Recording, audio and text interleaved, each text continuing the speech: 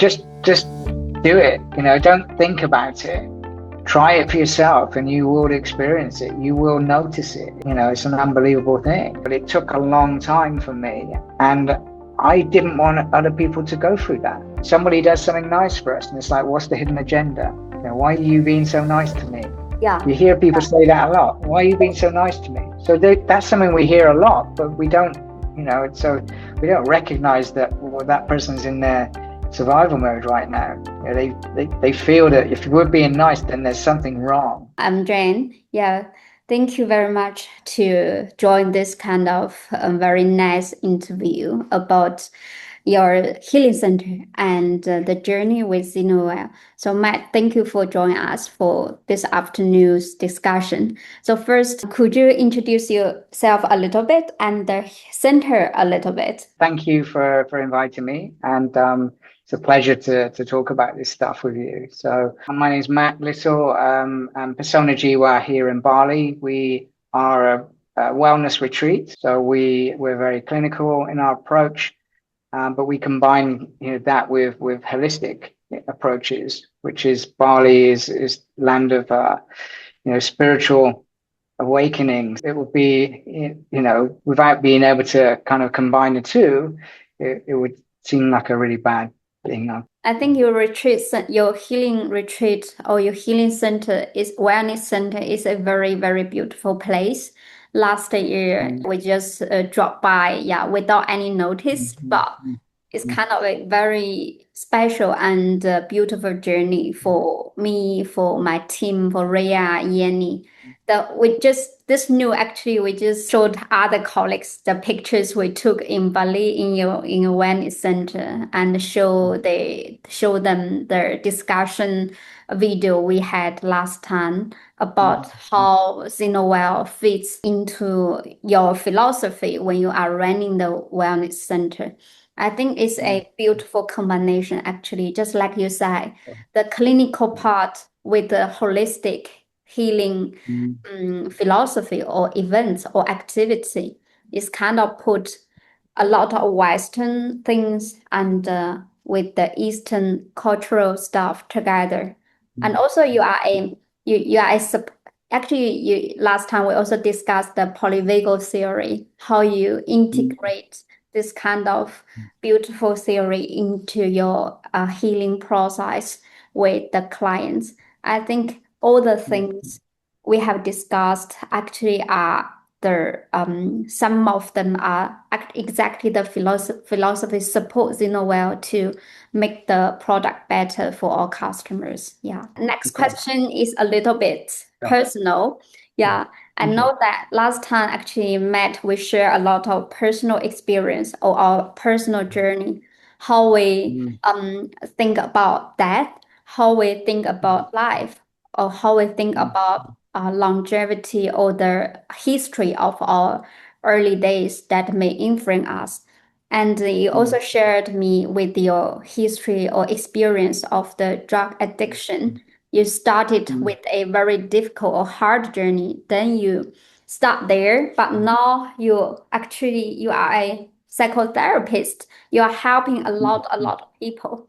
So could you share your experience of this history that shaped you perspective on healing? What exactly the healing is? So what is your perspective? So I suppose from my experience in addiction, it was all about making wrong choices, making bad decisions. It was all about, self-medicating. But at the time, I didn't realize that. At the time, I was just taking a substance, and it was very much that was how it was seen. You're just a drug addict. Why didn't you stop? And it took me a long time to realize that it was more about the self-medication. It was about, I was dysregulated. I was feeling unsafe. And so the addiction aspect was the only thing that I found safety in, which sounds really bizarre, but it was the only thing that calmed my nervous system, that allowed me to escape, the environment that I was in. So, so moving forward from that, starting to understand about dysregulation and nervous system responses and that deeper understanding was the thing that was the game changer for me, really, because it was like living with a chronically dysregulated nervous system with no understanding, to suddenly realizing what that was, and finding other ways, but still, not knowing where the support was, not knowing what to do. Modern kind of ways of supporting people in addiction is all about stopping the substance, but it wasn't about the causes and conditions of that substance. So that deeper level of understanding was imperative, and it was a game changer for me. So for me, I suppose the healing aspect of that was restoring that internal balance, not just removing the substance from my system. It was returning that balance there that was never there before. So Although I don't have similar experience, but I totally can understand that kind of chaotic or unbalanced status in yes, every day. Every single day is kind of struggling with the unbalanced emotion. And this kind of unbalanced emotion also actually influence the relationship with other people, I think, as surrounding families yeah. or friends. Mm. So during your own, let's say, recovery, before you let's say came to Bali to find your Mm. healing journey. So what is the biggest missing piece for you to, let's say, in the traditional treatment or intervention solutions you have tried or you have encountered? So what kind of missing piece you think is Mm. there? Mm. Yeah. For me, my experience of this was all around, the cognition and the behavior, so it was never about the nervous system. It was never about, it didn't work for me because, I was full of shame, and I understood the cognitive aspect of it. I understood the behavioral aspect of it, but it wasn't hitting the mark. It wasn't giving me the understanding of what was going on and what I needed to do to change that, if that makes sense. So yeah, it didn't translate for me, at all. It kind of just didn't make sense until I started to understand about the autonomic nervous system. When we start to talk about you know, feeling unsafe, what does that really mean? Yeah. And you're logically trying to think your way through this stuff, but you're having a somatic experience, you're having a reaction in the body and unable to connect the two. Yeah. And for me, it was impossible. I couldn't get out of the cycles I was in for that reason. So nothing worked, and the shame aspect just kept me in the cycle even more. So rather than deal with things, rather than be able to, step outside of that, it was easier to just use more and more, and not think and not feel. So Exactly. understanding the nervous system was the game changer, because you're talking about feeling, right? You're Yeah. understanding about feeling. You're taking it away from just logic alone to what's going on in my body. And it seems really like so simple, but Yeah. at the time it wasn't, and there was no connection. So yeah, I think that was it for me. I think because a lot of, let's say, therapists or psychotherapists, because of different kind of theory they are following, let's say the theory you just mentioned is more related to the CBTI, this kind of Yeah. theory. Yeah, they emphasize, from my perspective, they emphasize you need to change your behavior. You need to change your Mm. Mm. cognition. Behind you have the motivation to change cognition or behavior. Your nervous system there is just stop working because you feel unsafe. Your nervous system is kind of shut down, stop you doing the things that Yeah. you can control for cognition or control for your behavior. Yeah, there's just Exactly. a switch there behind that. Yeah, so exactly. So it's like, you can have all the CBT in the world, right? And a deeper understanding of that, and you can practice that, and it can work. But then what happens when you're triggered? Yeah, What happens when things start to go out of control? We revert back, our nervous system takes over, and we revert back to behaviors that we feel safe in. And I know that sounds really bad, like addiction is a toxic, behavior, right? But actually, when that becomes your norm, then there's a sense of safety in that. So when things get really tough, we're always reverting back to that initial learned behavior. There's, the cognition is taken out of it. The logic is taken away because you're just in fight or flight. You're in survival mode. And it is literally feels like you're surviving because you've got all of this stuff going on.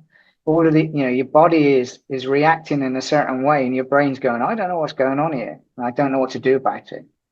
Because at that time, going back to drugs becoming the safe place actually. So it's kind of a vicious cycle.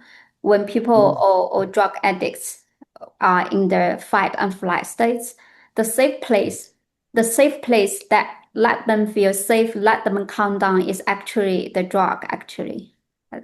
Yeah, because what the drug is creating is a sense of numbness, a sense of, it's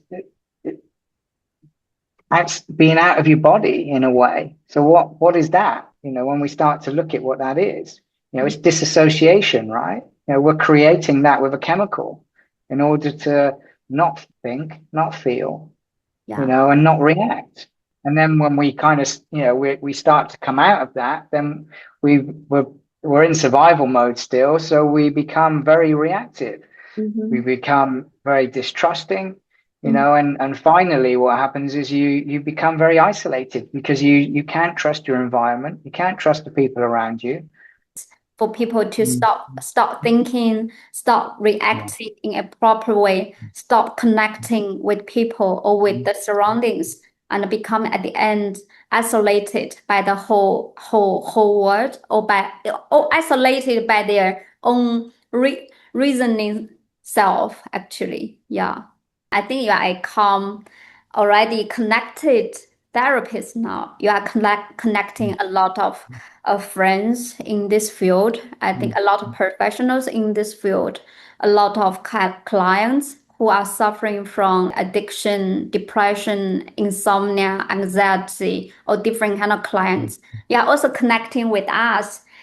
From even though we are a long distance relationship, but we are connecting. How did your history with addiction that lead you to become a therapist or professional? So how does that happen? I mean, I went through a lot of pain, and I know a lot of people do, right? And I went through a lot of suffering that I just didn't know how to get out of, and almost acceptance of this is life, and nothing's going to change, and this is how I'm going to die. And I know it sounds really awful, but it kind of is, and there's an acceptance of that. And I think as I started to understand things, I started to understand what was going on, I found some hope. And I didn't find that, I'm not saying it wasn't available, but personally, I didn't find that, in my surroundings, there was no government bodies. There was no, there was things like rehabilitation, but it was very hard to get. And there was huge waiting lists and things like that. So, and again, there's so many people that are stuck in this shame-based, behaviors that they don't want to reach out, and so it becomes very isolating. So for me, it was like understanding this stuff on a deeper level and finding a way out, crawling my way out, through how I don't know, it's just so difficult to explain. That's how it all began for me. It was like I could see that that it wasn't about a substance. It was about the causes and conditions. It was about underlying mental health. It was about underlying trauma. It was about undiagnosed ADHD. It was so many different things, that people just felt the need to self-medicate. And it was different. It was different. And so I just started to feel that I could help others. And it did. It started with people that I knew mainly, and I just felt that I could make a difference. And actually, to begin with, the difference was that people that I knew kind of knew how bad it was for me. And so when I started to get well, I'm going to say well, when I started to get well, then people were kind of like, well, if Matt can do it, anyone can. And that was kind of how it began, really, in all essence. You know, it was literally that I was a lost cause, and so people could actually see that there was a way out. Yeah. Yeah. And so that was the beginning of my journey. And then I decided to learn some skills, and before long, I found my calling. You know, I went through the process of being a psychotherapist, and you know, the education was only a part of that. You know, it was learning all the modalities, learning all the skills, but then coming away from that and just being me, you know, being genuine.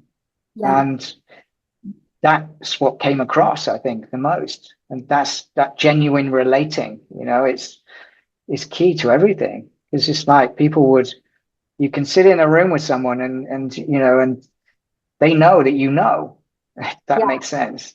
You know, they understand that you understand, and so that it cuts straight to the core, and you know, you get relational depth very, very quickly because of that. There's no you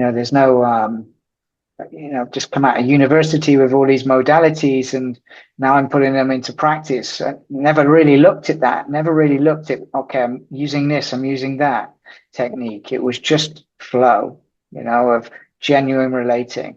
And that was really powerful. And it really helped me as well on my journey forward, and others. So we have discussed a little bit about a philosopher, the also the ZenoWell, the name in our brand called Zeno. He is the Stoic representative. He created that kind of philosophy, started that kind of philosophy, because in his philosophy, original philosophy perspective, he told people that you need to first know yourself, then you know something that you can control or something you can't control, something in between, something you can change, something you can't change, something good you can change, something bad you'd better not to do that. I think for a lot of people or clients I encountered or I have been talking with, a lot of time it's just like they just cannot see themselves clearly, cannot see what kind of things actually you just need to do a little bit, then you will see the changes, but they don't know. It's just like a lot of people don't know that you can do a very easy breath practice, breathing for several times. Actually, your stress level will change a little bit. The hate in yourself, the shame in yourself may be changed in between of your breath, actually, sometimes.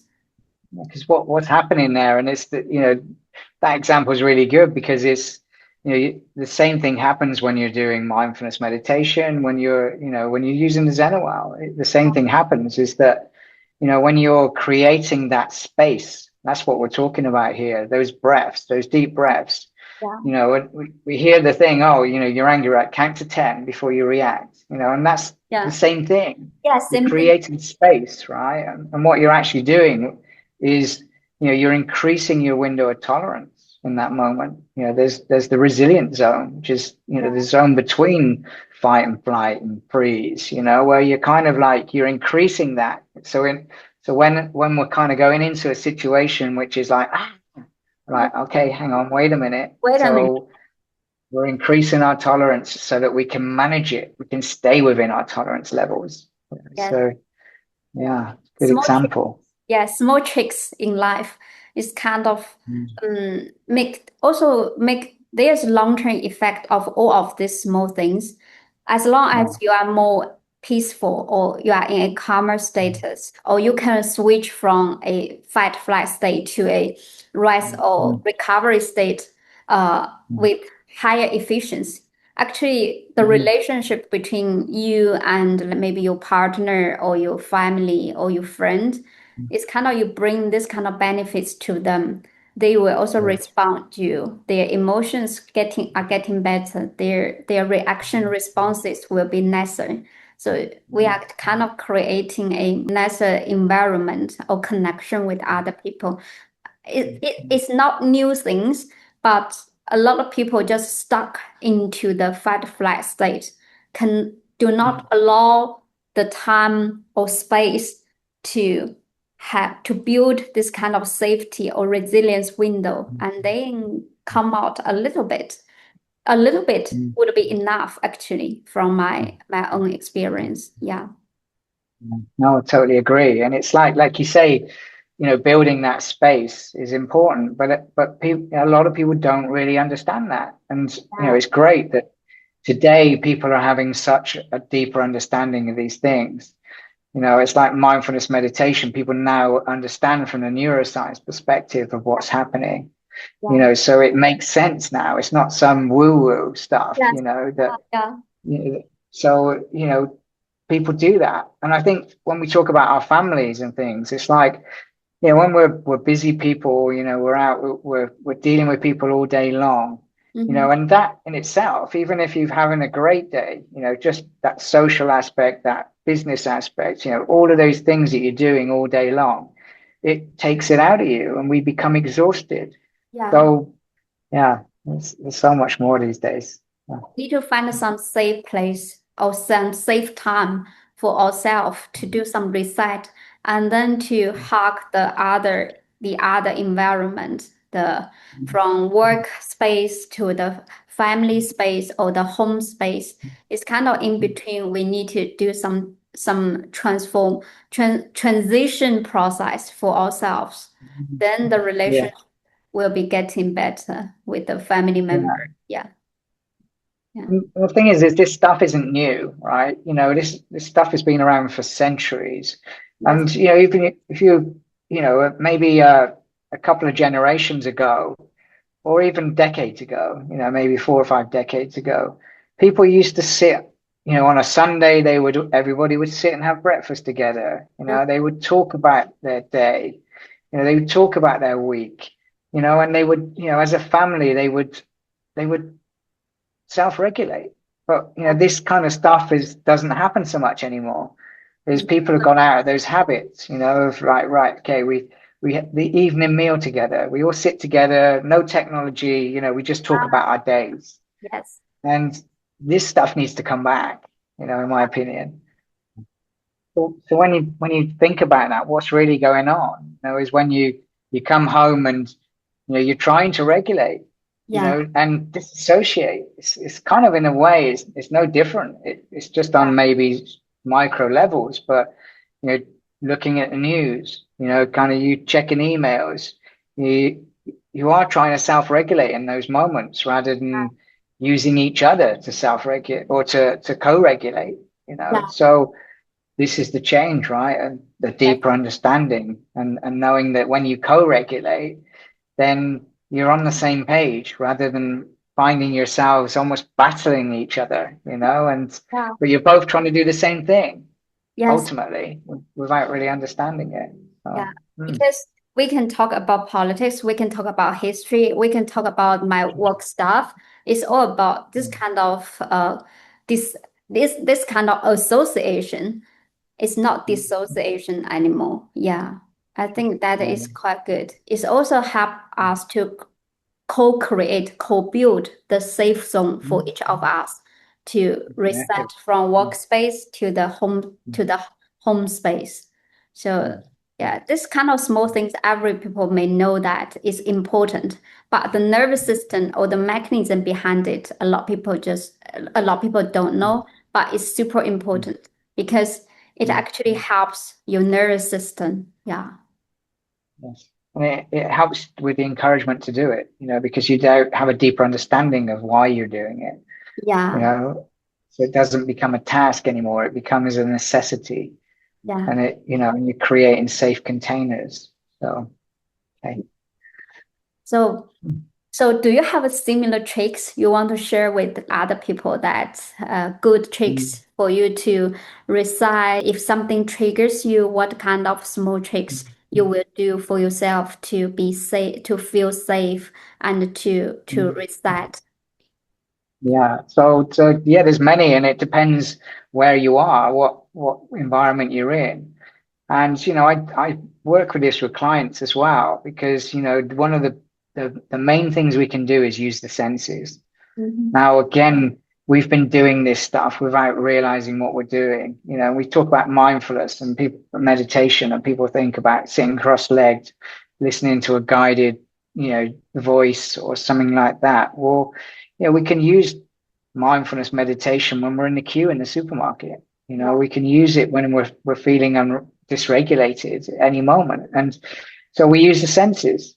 So it can be as something as simple as putting your hand in your pocket to your keys. Yeah. And, you've got all this noise going on, which is the dysregulation, right? And so what you're trying to do is create a signal, trying to create something which quietens the noise.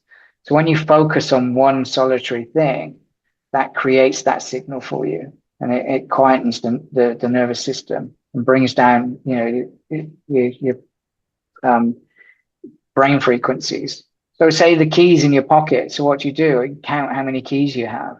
Yeah. Then count how many nodules there are, and are they smooth on each side? How many, so you're literally breaking it down into what's going on with this key. And it sounds ridiculous, but it can be anything. So Helps. you're using Yeah. yeah. So you're using the sense of touch. Mhm. You can use the sense of sight, right? So a ticking clock is, when we talk about hypnotherapy and the using of a ticking clock, well, you can use a ticking clock anywhere. If you're feeling anxious in a meeting room, you're surrounded on a table with people at a meeting and suddenly you're feeling anxious. What do? We can look at a ticking clock, and it just creates a signal. You see people, quite often they'll be kind of twiddling with their hair or they'll be playing with their ear Or play with this or, kind of ring. Yeah. yeah, Yeah. Yeah. play with a ring. Yeah. That's the same thing. That's mindfulness in a nutshell. We just don't realize that it is. We don't realize we're doing it.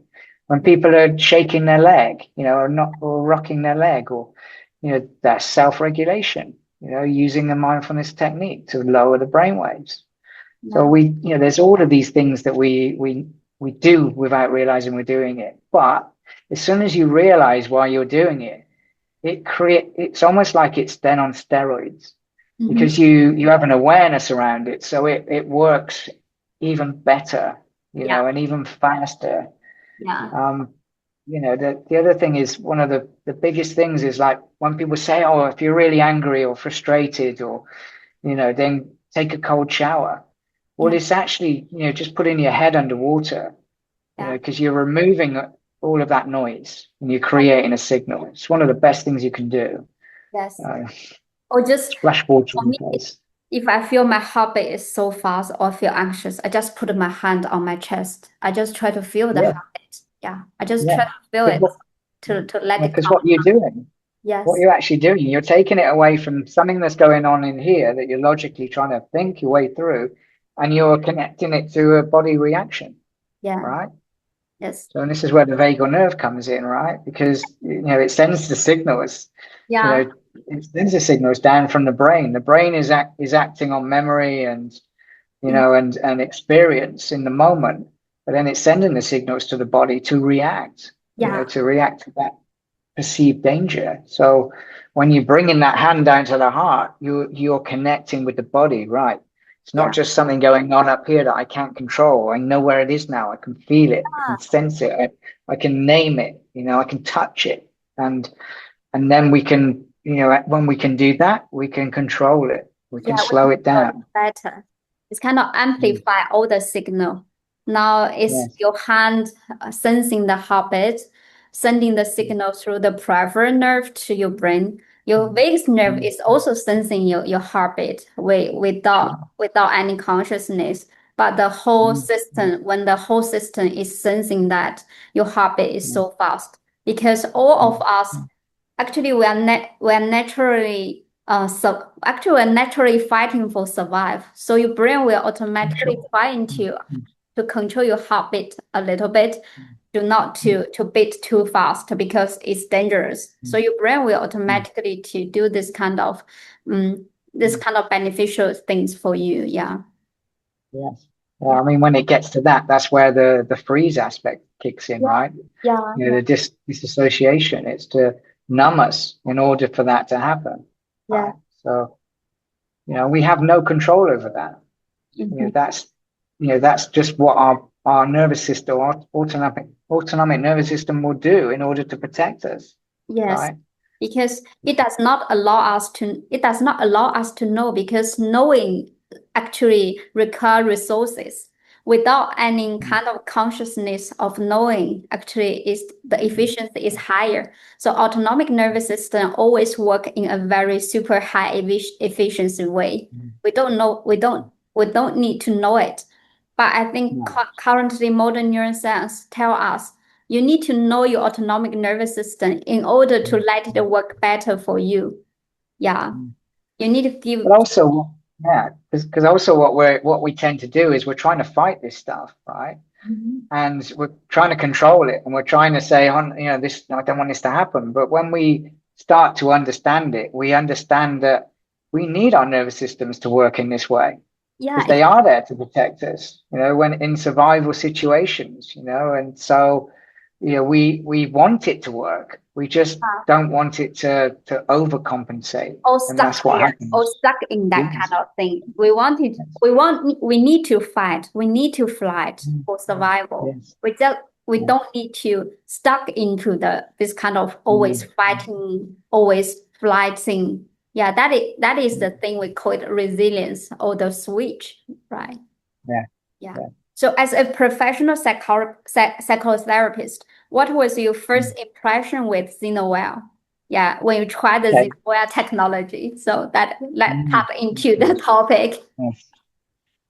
So initially, I was initially cautious but curious, you know, because it first came around to me because I read a study, Uh-huh. and you know, and it was kind of like it was a bit mind blowing for me because I suddenly joined the dots, and I was like, okay.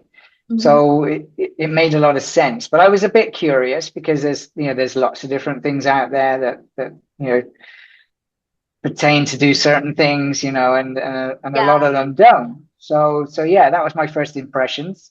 Uh-huh. So I did some more research, and then I bit the bullet and got one, and yeah, so it stood out to me. It was, you know, very quickly I experienced change myself. I experienced that space that it created for me. And so when I understood it for me and I understood it worked for me, then it just seemed like a no-brainer to start to use it in my sessions in therapy, in a therapeutic environment. Mhm. Because again, it's like what happens, you know, in therapy. You know, it's like people are coming in dysregulated, and quite often they cannot access the parts that they're dysregulated about because it's too, you know, that it's too much. And so to be able to use the device in therapy was creating a sense of regulation. It Mhm. was, you know, so people were able to access this stuff so much on such a deeper level without being triggered to the extent of, you know, of being traumatized or re-traumatized, or to be able to kind of shut down and not go there. And so it was, yeah, for me, it was quite fascinating. Any interesting or interesting story of your clients you can share with us? So how did you integrate the TAVS into your process, and what kind of feedback your Yeah. clients may have? Yeah. So I don't want to share anything individual. I want to share what kind of happens. Yes. And this happens time and time again, is that obviously I introduced the device and it's non-invasive, and you know, and I let the client control the volume, as it were. And I explained that, you know, you just put it up and down until it becomes, it shouldn't hurt, shouldn't be painful, it shouldn't sting, you know, just get it to you'll know where that, and I always say this, you'll know. And you know, clients would almost say the same thing. You know, we get into a session and then suddenly they'd be like, oh, I've just talked about this stuff, you know, that I didn't mean to go there. It was like I wasn't planning on going there, and I kind of feel okay about it. You know, it was like it just felt different. it's almost like before in sessions without it, you'd go into some deep and painful experiences and stuff with clients, and you're tracking them, and you're also very aware of time and safety. At times you're almost feeling that, right, I need to be able to pull this person back out of this space right now and create a sense of safety so they can walk back out into the environment and be safe. The ZenoWell kind of almost took that away. In my experience of using it, the clients were not going into a space of unsafety. They were unpacking this stuff, but feeling calm and collected and shocked by that as well,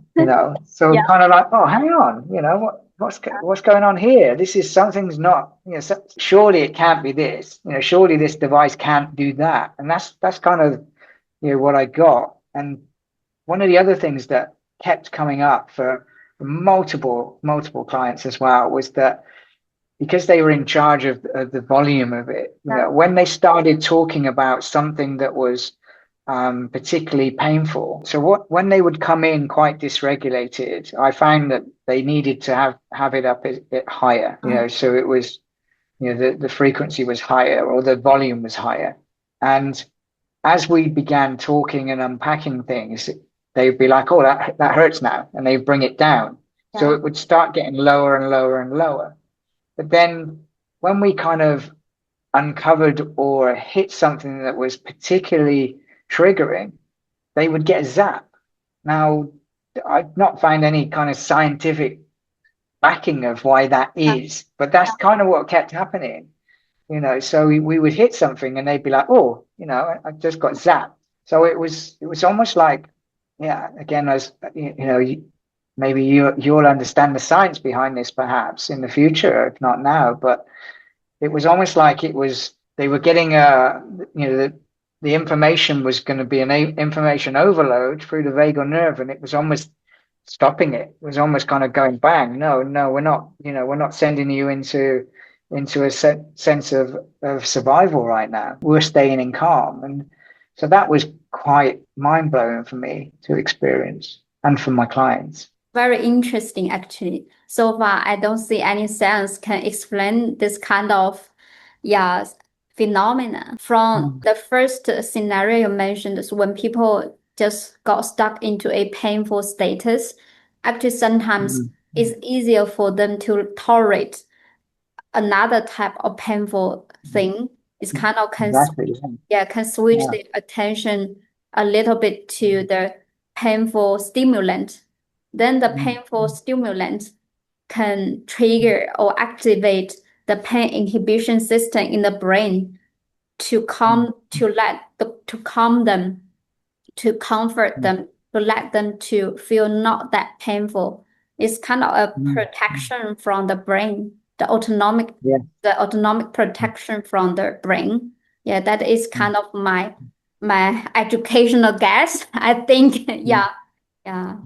No, totally. And that's why when people would come in a dysregulated state, it would always be higher. And as we started to unpack things, it would slowly start to drop. It was quite interesting though that everybody would say, the clients would say, oh, that was fine just now. It's now painful. So, and they would turn it down accordingly. But the zapping thing was the bit that I'm most curious about, because it was almost like, okay, there's a trigger here, and the nervous system, for me, it felt like the nervous system was trying to react to something that was incredibly uncomfortable and triggering. Yet this signal, this pulse, this signal that was going through the vagal nerve was stopping that from happening. So it was keeping them in calm. That was the bit that really fascinated me. Yeah, very fascinating. We will look into the details of that in the future to try to find the regularity of that. Yeah. Okay. So Matt, for someone who is not a psychotherapist or neuroscientist, can you, let's say, use some simple way to introduce what is vagus nerve and what is fight flight, or what is right digest state, and what are these states related to polyvagal theory? So from your own understanding. Interesting question, actually. So it's like, I suppose the simplest way to describe it would be is that when we use the terminology fight or flight, rest and digest, people are now understanding that. It's very, very well documented. It's like the fight or flight, everything kind of feels urgent and tense, and we're very reactive.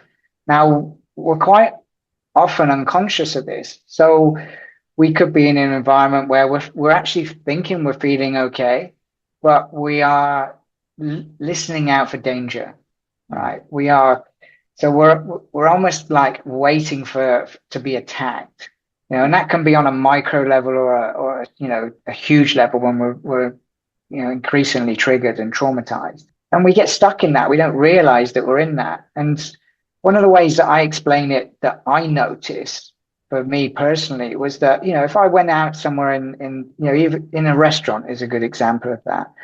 I would always find somewhere where my back was against the wall, somewhere where I could scan the whole room. Yeah. Right? So I know exactly where everybody is. I knew who was coming through the door, and my nervous system was constantly, scanning for danger. So it's like, right, that person, they look like they could be a danger.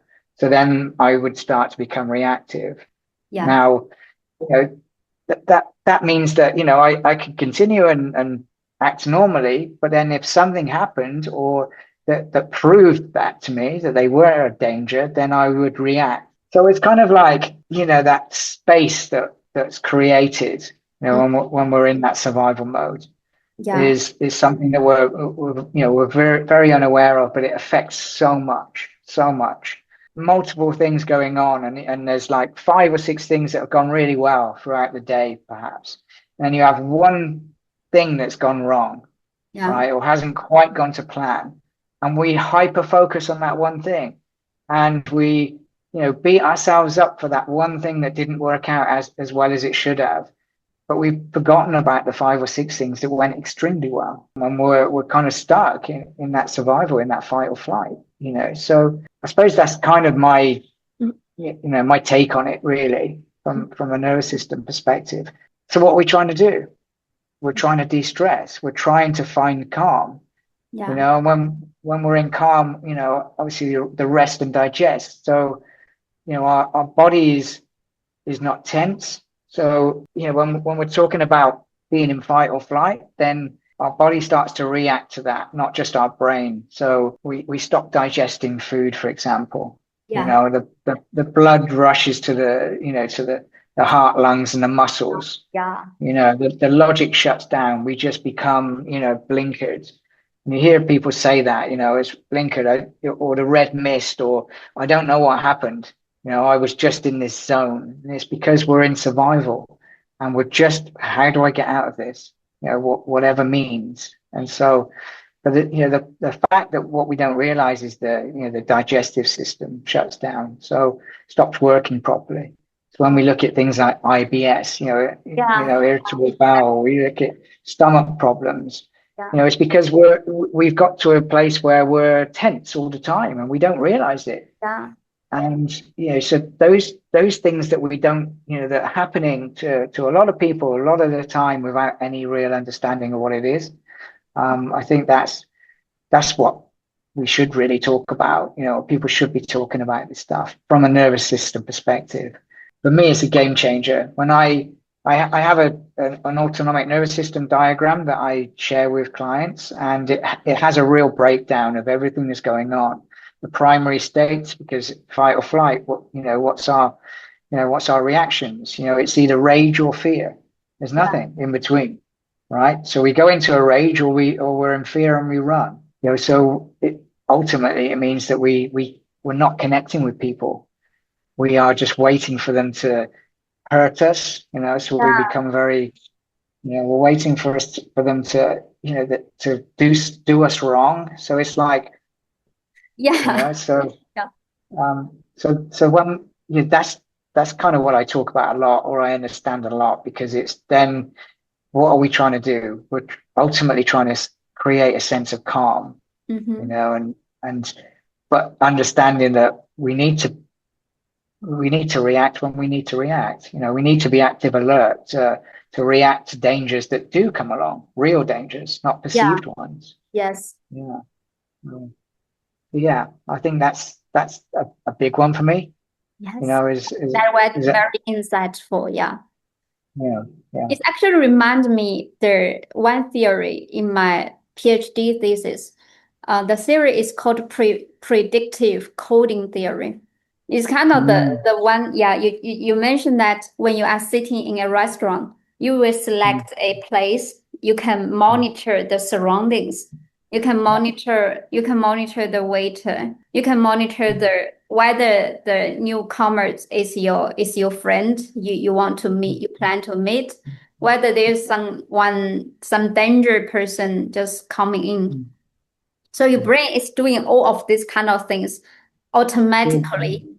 Yeah, but Yeah, in my yeah. PhD thesis, I focus on your whole brain system is doing this kind of thing. Mm, mm. Actually, the Yeah, part I missed is in my thesis, also the autonomic nervous system is also monitoring the whole surroundings for you. mm, It's not just yeah, the central nervous system. It's central nervous system is monitoring the environment, predict mm, what's gonna mm. happen next, and Yeah, what kind of responses you need to do. And the mm, autonomic nervous system is just like the gas or the fuel. If yeah, you need to do some behavior, some responses, the autonomic system push you out. yeah. If you need to flight, you need to fight, the autonomic system is suddenly pop out. Okay, work very hard. If your Mm, mm, central nervous system, your cognition telling you that, oh, it's safe now, you just start mm, to the mm, whole muscle just relax. You will mm, lean back a little bit. Your stomach starts to work. So basically, I think it's a holistic system. It's not mm, for the mm, nervous system per se.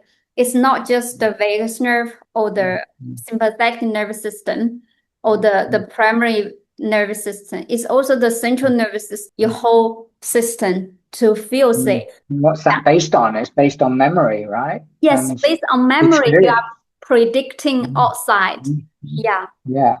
So the brain, what it's trying to do is it's trying to associate things with events that have happened. So when we're Yeah. traumatized, we've had traumatic events, then Yeah. it's like you had an accident on a crossroads, maybe on a main road, and so that's happened, and you kind of feel like you've moved on, but every time you come anywhere near that crossroads, Yeah. your nervous system, your brain is going, right, hang on, last time you were here, this happened. So Yes, we become hypersensitive, hyper aroused, so we go through those emotions and those reactions, and we exactly. go into active alert, and we're just waiting for that to happen again, even though logically we know that the chances of it happening again are incredibly slim. Yeah. It's this whole sequence of events that happens. It's Mm, still a very big challenge to change how mm. your brain make the predictions for the upcoming stuff actually. For the We need PTSD, to, yeah. yeah, For the yeah, PTSD clients, actually, for them, just like you said, the example, when they cross the street, no matter mm, how we do a lot of mini practice or practice in daily life, the memory mm, thing or the autonomic processing in the brain mm. still take a big control or Sure, big part sure, in yeah, the information processing in our daily life. Even for me, yeah, I still feel the yeah, very yeah. strong power of that. Yeah. Very, very strong power of that. Yeah. Mm. But then again, when we look at neuroplasticity, right, we're talking about memory change, behavior change.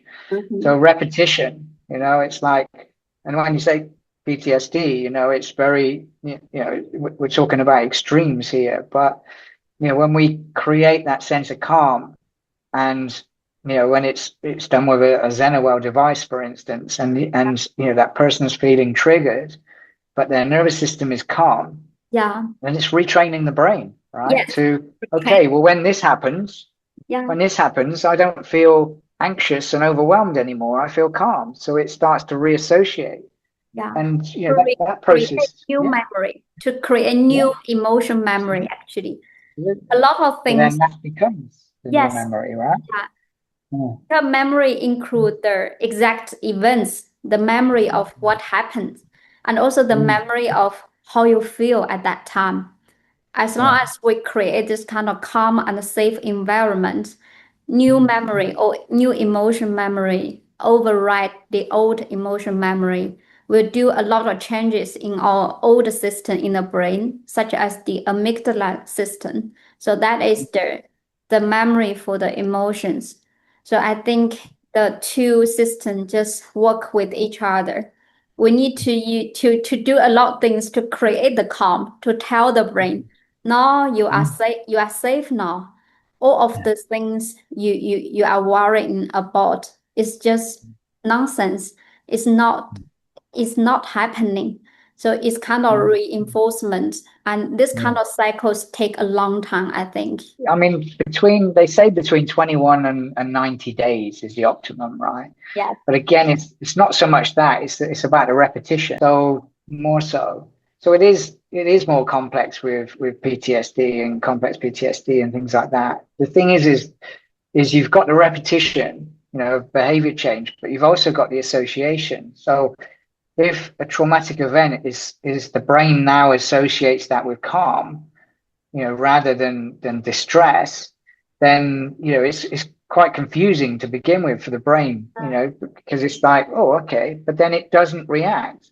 So people can then reaccess those memories without being triggered, because they reaccess the memories and the brain associates that with calm, and that's the big game changer.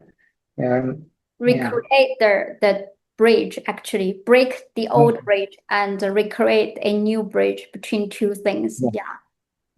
Yes, actually we got a client, she is also even at this moment she's suffering from C-PTSD, so she carried ZenoWell anytime in her bag, or anytime when he has some, like say, the panic attack, her heartbeat just from 80 just increased to 120, this kind of range.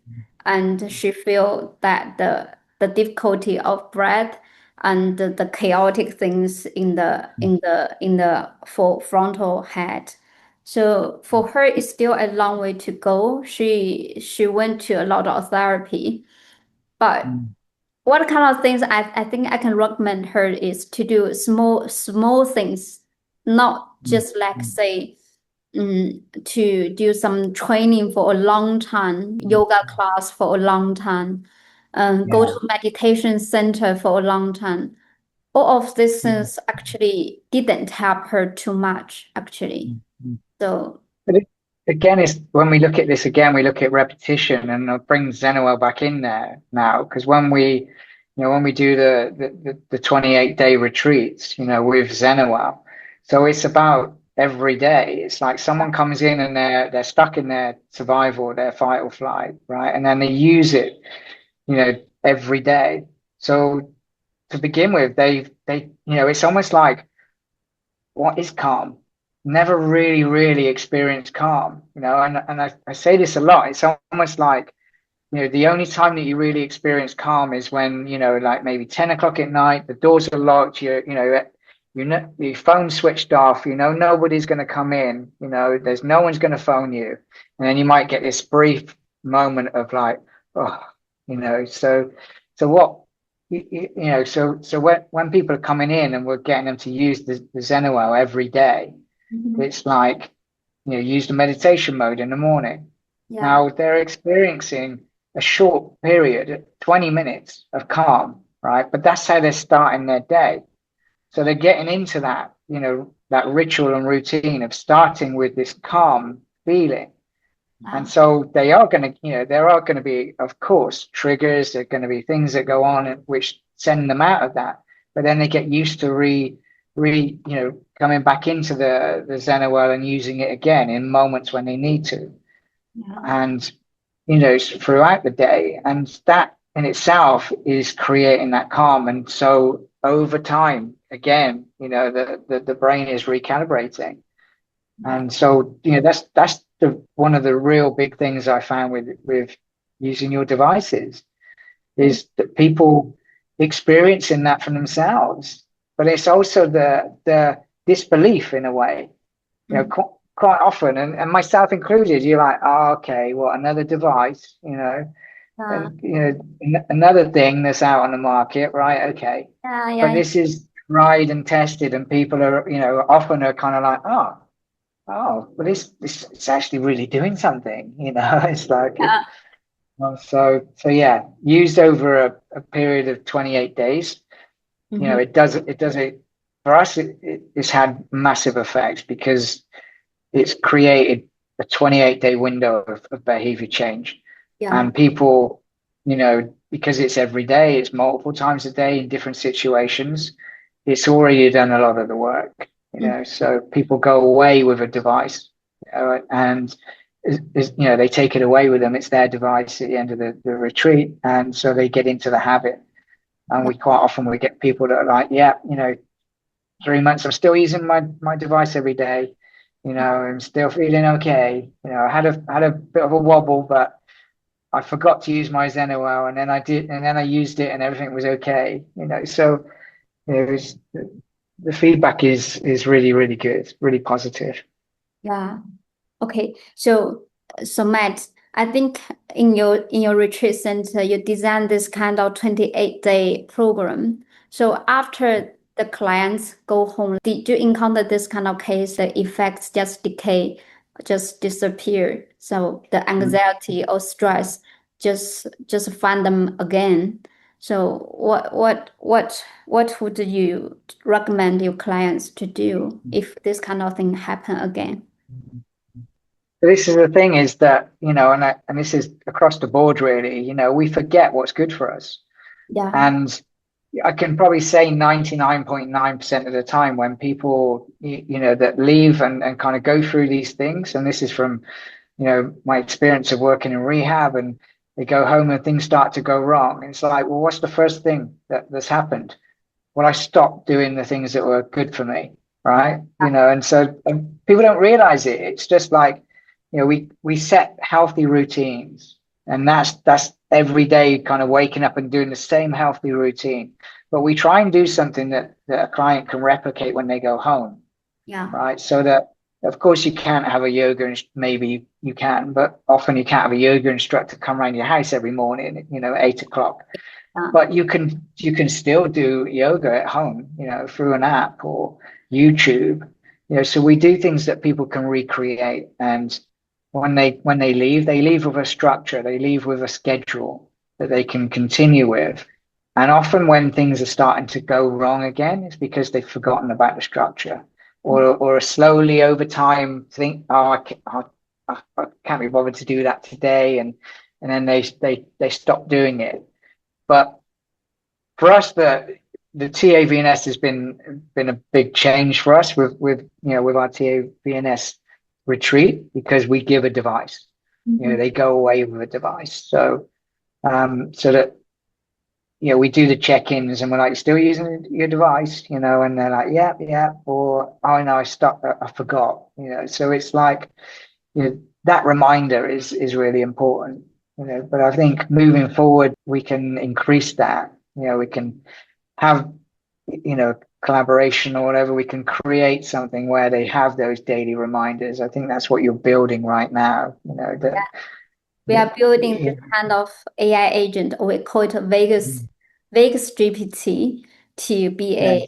a personal support or personal Yeah. assistant to remind you or to track or to memorize what you can do in your daily life, what you can't do, but may push you a little bit, motivate you a little bit. You can move forward, do something to nice for your health, for your body and mental health, and also to personalize the protocol for you. Because just like you said, a lot of clients may have different kind of responses during different kind of process.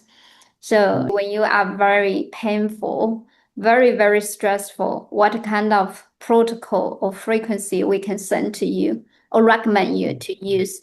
When you are very, you need some digestion boost. So what kind of parameter the agent or the assistant can design for you? And also Yeah. remind you that except for the ZenoWell TMVS, you can still do millions of things to help you to feel better. Just like what you said, you just touch your keys in the pocket. You have a key in your pocket. You are stressful. You can to touch the keys and feel the texture, feel the lines, feel the metal. You can do this kind of things. So we want to be a holistic. We don't want to just rely on one tool. One tool cannot be the fix. I think the clients in your center actually their improvements benefits from your therapy, benefits from PAVS, also benefits from the beautiful view, the beautiful the sea, the all the air, the sea, the sun, the volcano in Bali. So I think all of the things combined together help people feel better. Yeah. Because what's happening there is, like you say, there's so many different modalities, there's so many different things, and quite often they're doing similar things. But what might work for me might not work for you. So people are able to explore these things and go, yeah, that really connects with me, and then they can take that away and they can keep moving with that. And I say the words uncover, discover, and discard, because it's like we uncover all of these things, these tools, and we see what ones work, and then we get rid of the ones that don't, and it's a really good way of looking at it.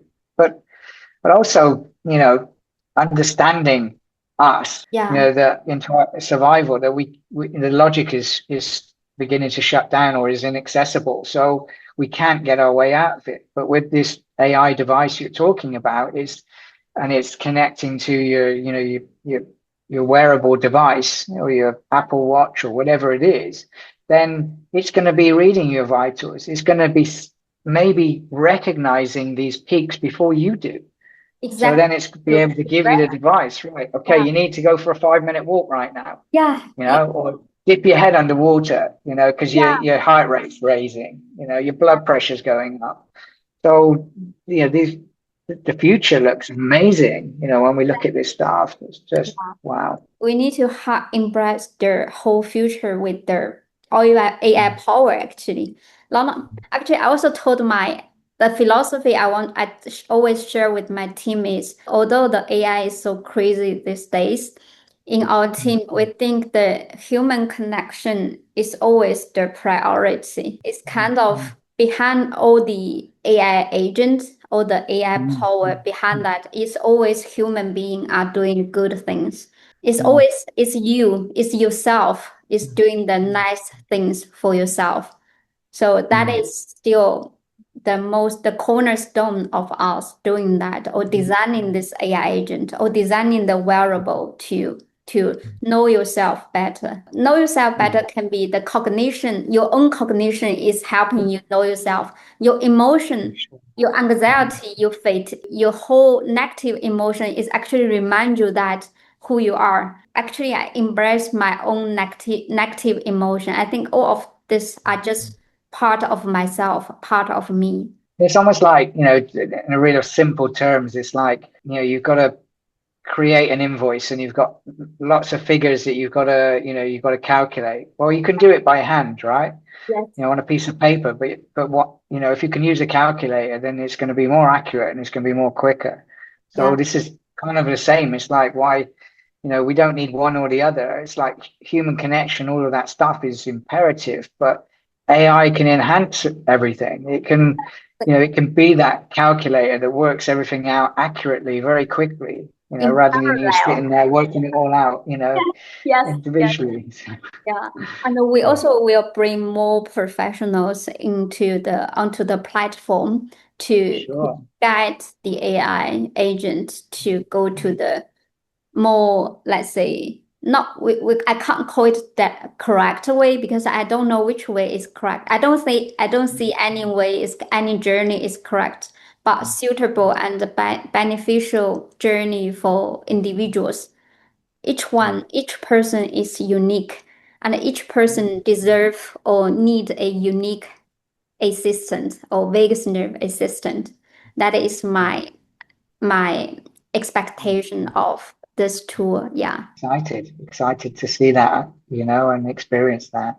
Okay. Yeah. Matt, thank you today for your time. So last final Welcome. question is always the routine question I ask people. So Will be my thing, because we can overthink these things, and we can kind of almost be too cautious about things, and there's so many, even in modalities in therapy, there's so many different ones, and some of them are the same and they just rebranded. So I was very cautious, but for it's a game changer. So just bite the bullet and try it. Just try it. I can't. a guarantee. Yeah, if you don't like it, you can always return it. We have this kind of guarantee. That's kind of what you got, right? If it doesn't work for you or you don't like it, then send it back. I mean, Yeah. what more can you give than that? Of like, Yeah. we believe in this so much that we're going to give you your money back, and and if you send it back, if it doesn't work for you, so you can't promote anything better than that, because it just shows. We can't promise it works for everyone, actually. Within period of time, individual responses towards the device were so different. So basically, sometimes some changes take time to be noticed. So that is also our expectation. We want to bring in more different kind of individuals, help us to unlock the potential of vagus nerve stimulation or vagus nerve practice. That is also the reason that it's our pleasure to meet you, Matt. Yeah, we learned a lot from your journey and from your application of this technology into your program. We really learned a lot. Yeah. Thank you. No, it's my pleasure. My pleasure.